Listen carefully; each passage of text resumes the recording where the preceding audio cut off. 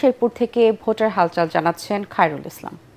সালাম স্টিল ভোটের গাড়ি নিয়ে আমি এই মুহূর্তে রয়েছি শেরপুর ৩ আসনের কুড়িকাহুনিয়া গ্রামে। এখানে ভোটার সংখ্যা রয়েছে প্রায় ৩ লাখ। আর এখানকার মানুষের প্রধান জীবিকা নির্বাহের মাধ্যম হচ্ছে এই কৃষিকাজ। আমরা এখানে এসে কৃষকদের সঙ্গে কথা বলেছি। কৃষকরা আমাদেরকে জানিয়েছেন যে আসলে তারা অনেক কষ্ট করে ফসলাদি ফলান, কিন্তু সেই ফসলের সঠিক এবং ন্যায্য দাম তারা পান না। তাই তারা বলছেন এবারের নির্বাচনে যিনি তাদের প্রতিনিধি হয়ে নির্বাচিত হবেন তার কাছে তারা আকুল আবেদন করেছেন যে এরপর থেকে যেন তারা এই কৃষির সঠিক দামটি পান। সালাম স্টিল ভোটের গাড়ি নিয়ে এই ছিল আমার কাছ থেকে সর্বশেষ খবর।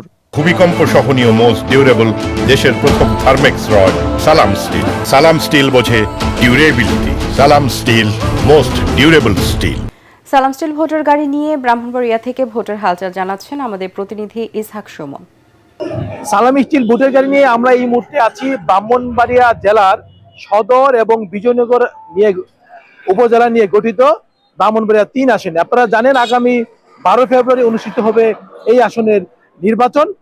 এই আসনের মোট 9 জন প্রার্থী রয়েছেন। ভোটাররা আমাদের বলছেন আগামী দিন যেই প্রার্থীরা তাদের সুখে দুঃখে পাশে থাকবেন এবং যেই প্রার্থীরা এলাকার উন্নয়নে কাজ করবেন তাদেরকে ওনারা ভোট দিবেন।